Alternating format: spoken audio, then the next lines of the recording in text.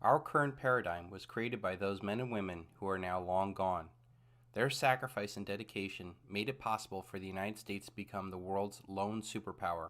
Almost 40% of the economy had something to do with agriculture back then. Now it is less than 3%.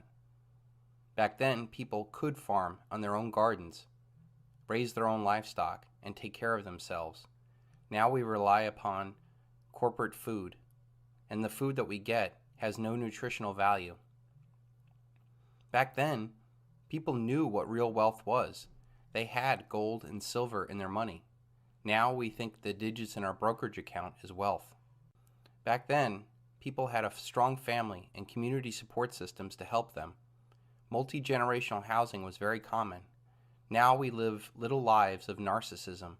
Our families have been split up and divided and conquered. Back then, people had strong spiritual strength. Now we have chemically induced denial. Back then, people were of fit body and strong mind. Now we're obese and willfully ignorant. Back then, people had a classical education to help them figure things out. Now we have to wait for answers. Back then, people had a real economy. Now all we have is a consumer debt economy. Back then, people did physical activity for fun. Now we have entertainment that turns our minds and our bodies into mush. Let's take a few seconds to look at some of the faces of the Great Depression. Look at the faces of these people and ask yourself, do you think that if given a chance to do something different than the path they chose before the Great Depression, they would? Do you think that these people were aware and prepared for a collapse? Do you think that they had the mental or physical assets in place to deal with this new paradigm? Do you think that you are better than these Americans? If you think it's hard to hear your child cry when they don't get their way, wait until they can't get food. If you think it's hard to get a job in this economy, wait until there is no economy.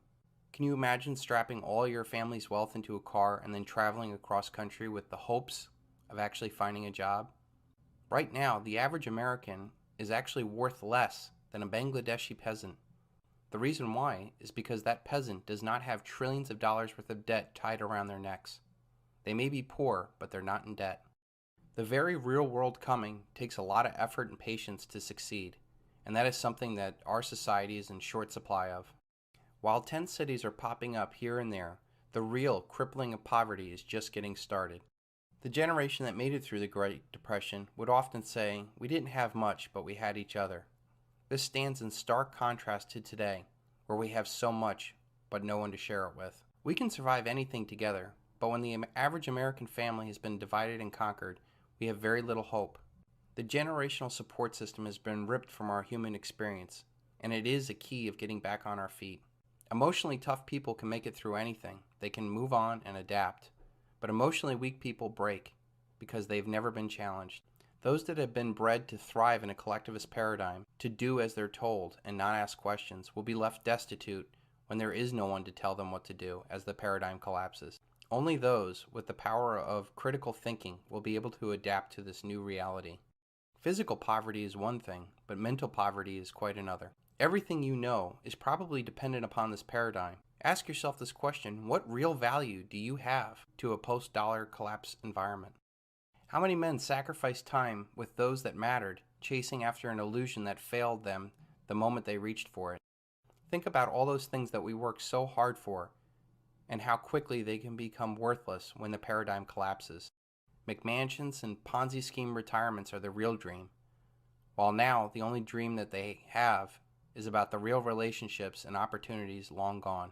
Men will be split from their families as they seek opportunities far and wide, and women will have to endure not only their world falling apart, but trying desperately to shield their children from a harsh new reality. How many mothers do you think are going to sit and regret that they did not prepare themselves or their children for a collapse?